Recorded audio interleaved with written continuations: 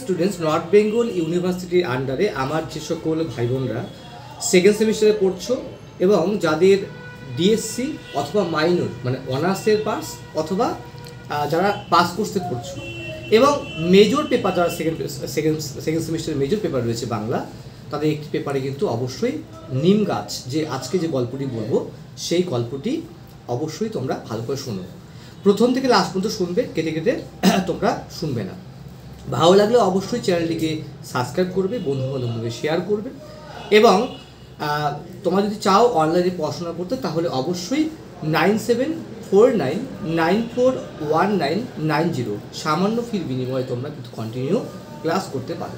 তো শুরু করছি বলাইচাঁদ মুখোপাধ্যায়ের একটি ছোট গল্প, বিখ্যাত ছোট গল্প বলতে পারি আমরা।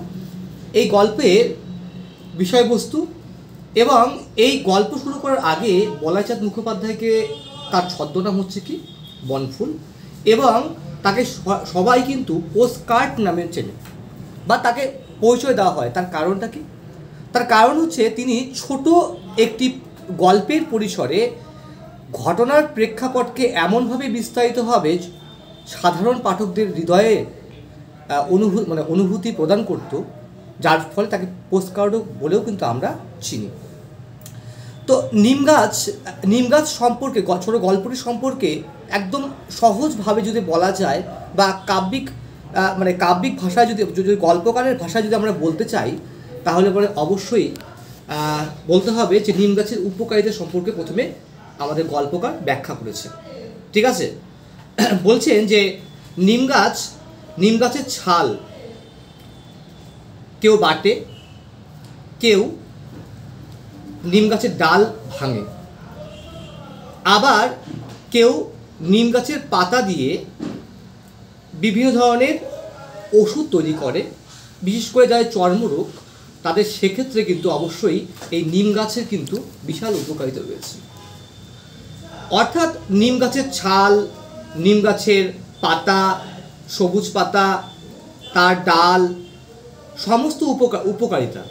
এবং বাড়িতে যদি এই নিম গাছ হয় তাহলে বয়স্ক লোকেরা বলে যে নিম গাছের হাওয়া ভালো। কিন্তু এই নিম গাছের এত উপকার, তারপরেও এই নিম গাছকে জঞ্জালের মতন বাড়ির পেছনে রেখে দেওয়া হয়, প্রয়োজনে তার ওপরে জঞ্জাল দিয়ে দেওয়া হয়। এই হচ্ছে বিষয়। নিম গাছের বিভিন্ন উপকারিতার সম্পর্কে প্রথমেই গল্পকার ব্যাখ্যা করেছে। এরপর এক অচেনা মানুষ আসলেন, এসে সেই নিম গাছের পাতা ছিঁড়ল না, ডাল ভাঙল না এবং তার গাছের ছাল ছেড়ল না, খালি শুধুমাত্র তাকিয়ে থাকলো সেই গাছের দিকে এবং নানানভাবে কাল্পনিক ব্যাখ্যা বা ভাবনা তার মধ্যে চলে আসলো। সেই নিম গাছের থোকা থোকা ফুল, নিম গাছের অদ্ভুত রূপ বিভিন্নভাবে সেই লোকটি ব্যাখ্যা করল।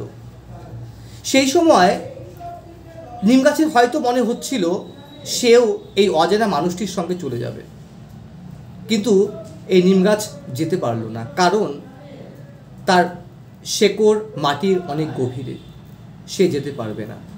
ঠিক একই অবস্থা সেই বাড়ির একটি বইয়ের উপরই, অর্থাৎ একটি নারীর উপরে। যে আসলে গল্পকার এই ব্যাখ্যার পরিপ্রেক্ষিতে নিম গাছকে সামনে রেখে সেই নারীর সম্পর্কেই ব্যাখ্যা করেছেন।